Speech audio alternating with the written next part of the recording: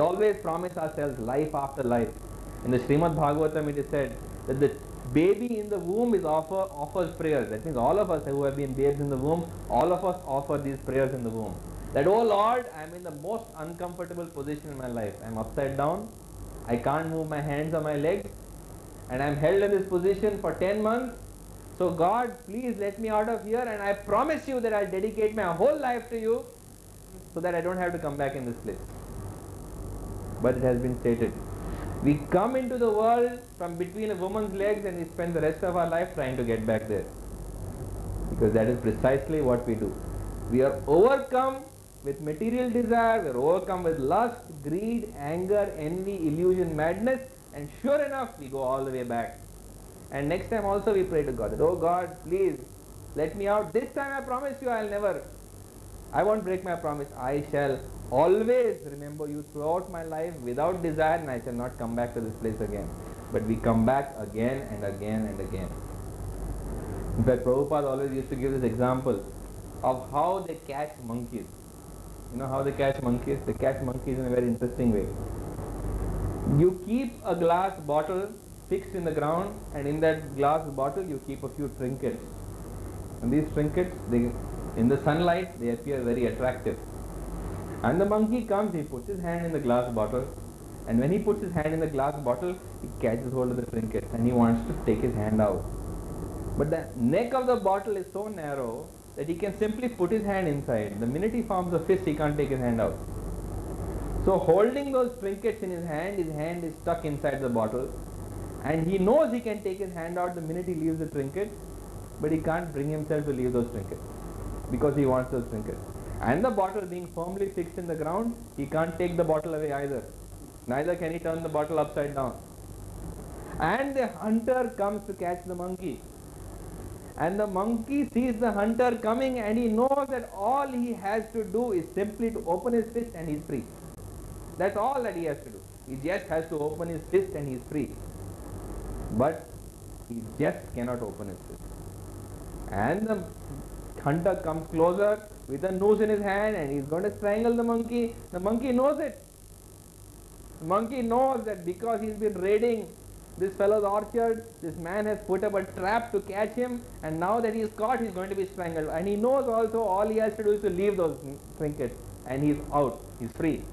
But he cannot leave those trinkets, therefore he meets death. And all of us, we are all like that monkey.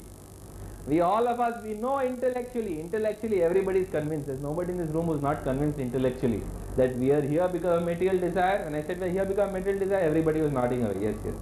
We are all here because of material. And I also said that all you have to do to get out of here is to leave the material desire. Everybody said yes, that's true.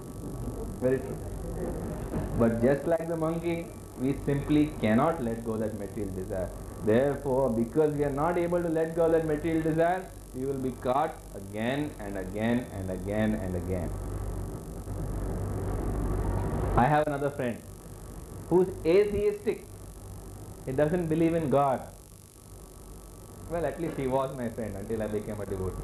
Now he doesn't consider himself my friend because he thinks I have gone mad. So he was telling me, he's saying, what is the need to worship God? He's saying, what is the need to worship God?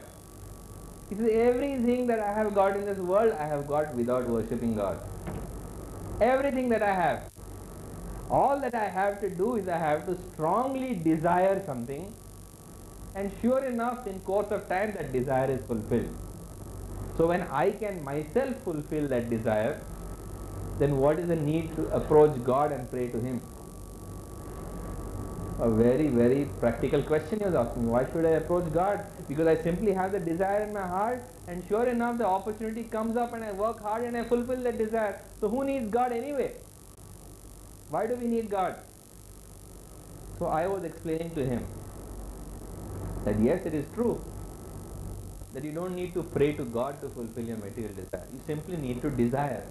And if you desire, that desire is fulfilled. But who is fulfilling that desire? God is fulfilling that desire, even if you are not approaching Him. I gave him the example. I have a young 6-year-old son, and I am a mundane father to this son. He is a spirit soul. I am not in any way connected to him except through my body and through my mind. But when my young son, he looks into the shop window and I see on his face that expression of desire, and I know that my son wants something very badly, what do? He doesn't even have to tell me, Daddy, please buy that for me. Before he knows what's happened, I've already purchased it and given it to him. Why? Because I can see on his face the desire for it. I know he wants it very badly. And therefore, out of love for him, I go and purchase it and I give it to him. So when a mundane father, I was explaining to him, a mundane father, he can be so keen to fulfill his son's desire, then what to speak of the eternal Father? Krishna says in Bhagavad Gita, Pita ham asya jagato, mata dhata pitama. He says, I am the father of this universe, I am the grandsire of this universe, I am the mother of the universe. So he is all three. Not only is he father and mother, but he says grandfather. Why grandfather? Because grandfathers are always spoiling their children. They know that when their grandchildren grow up to be real spoiled adults, they are not going to be around. So they don't mind spoiling them. So Krishna says, I am father, I am mother, I am grandsire.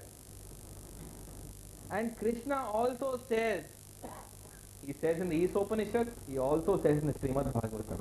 In the Isopanishad he says, I am seated in the hearts of all living entities and I am fulfilling their desires from time immemorial. In the Isopanishad, Krishna is saying that I am seated in everybody's heart and I am fulfilling their desires from time immemorial. In the Srimad Bhagavatam, the Lord says, what does the Lord say in Srimad Bhagavatam? He says, I am seated in the hearts of all living entities and my eternal pastime is fulfilling the desires of everybody. Just see that God is fulfilling the desires of everybody. And number two, He is seated in your heart. And number three, He is your father, mother and grandfather. And we put these three things together and you know that you don't really have to worship God to fulfill your desire. Because first and foremost, He already knows your desire. He often knows your desire before you know it. Very often a desire remains in a subconscious state in your mind and you haven't even expressed it in thought, what to speak of speaking it aloud or acting to fulfill that desire. It's existing in a seed in your subconscious mind. It's called a karma bead. But the knowledge of that seed is already known to the Lord because He is seated in your heart. So Krishna knows all your desires, all your expressed desires, and He also knows your unexpressed desires. That means Krishna knows your desires before you are even aware of them because He is in your heart. He is your father, He is your mother, He is your grandsire. Therefore He loves you more than anybody else. And simultaneously, His eternal pastime is to fulfill the desires of everybody. You ask somebody, what do you do? Somebody will say, I'm a doctor, I'm an engineer, I'm a businessman. But what does Krishna do? Krishna says, my eternal pastime is fulfilling the desires of everybody. So Krishna has one eternal pastime, that is fulfilling everybody's desire. So is it surprising then that He fulfills everybody's desire? I was explaining to my friend. I said, yes, I know you don't believe in God. But even if you don't believe in God, God will fulfill your desire. Why? Because God considers you to be equal and me to be equal. I said, do not imagine, I explained to him, that because I believe in God and you don't believe in God, we are different in each other's eyes, in God's eyes.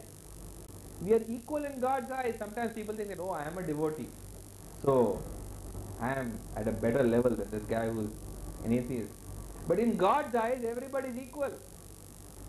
In the Bhagavad Gita, Krishna says, Suridam sarva bhutanam yajñatva mam shantim richati. That when you realize that God is equal friend of all living entities, then only you will know peace. The minute you think you are a little more favorite of God and that one is not so much favorite of God, then you cannot know peace. Only when you know that everybody is equal in the eyes of God, then only you will know peace. So God is fulfilling everybody's desires. My desires, your desires, everybody's desires. And you don't even have to pray to Him because He is fulfilling those desires without your having to approach Him directly, because He knows your desires before you know them.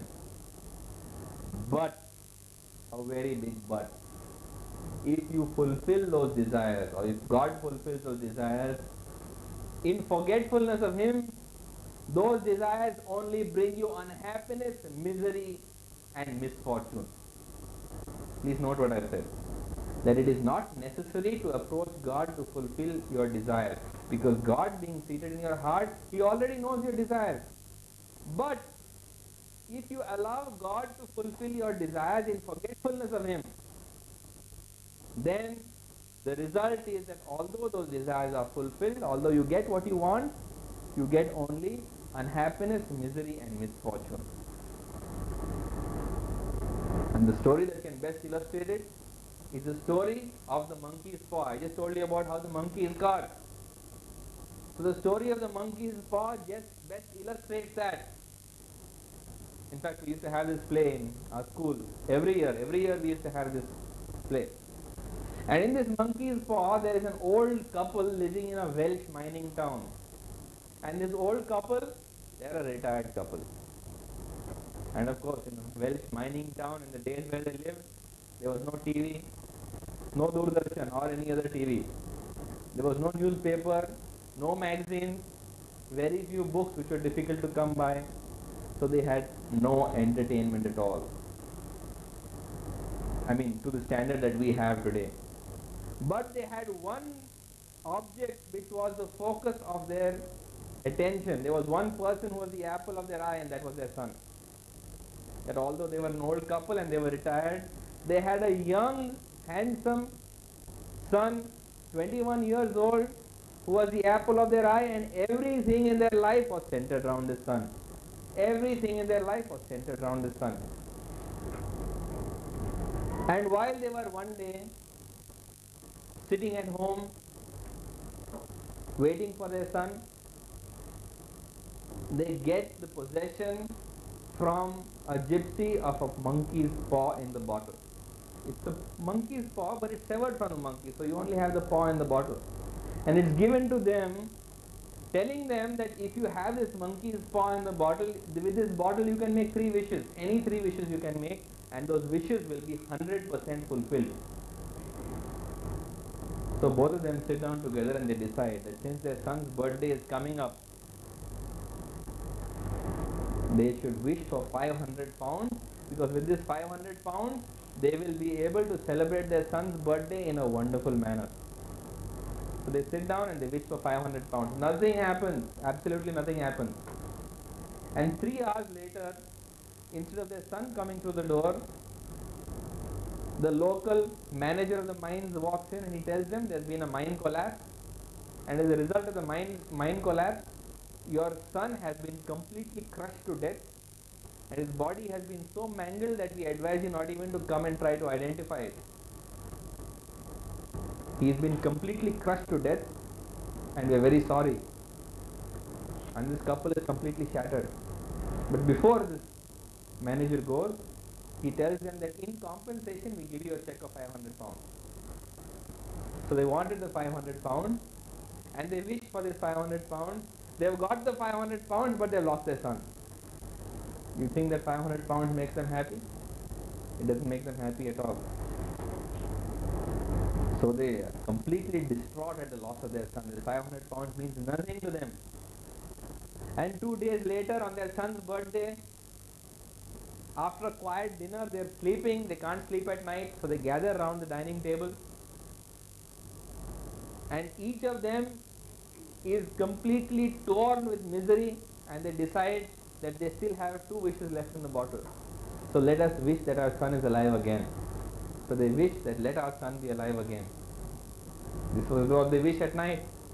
And 2 hours later, in the middle of the night, they hear somebody crawling on the path in front of their house. And they also hear somebody banging the door and trying to talk to them in very inaudible, inarticulate voice, because they realize now that their son has dug himself out of the grave, and in that mangled body he has re-entered the dead body, and now he has dragged himself to their house and wants to come in. So once again they are absolutely disturbed, because although they want their son, they don't want their son in this condition. Once again that desire has been fulfilled, but that desire has been fulfilled in a way they don't really want. So finally, in desperation, they wish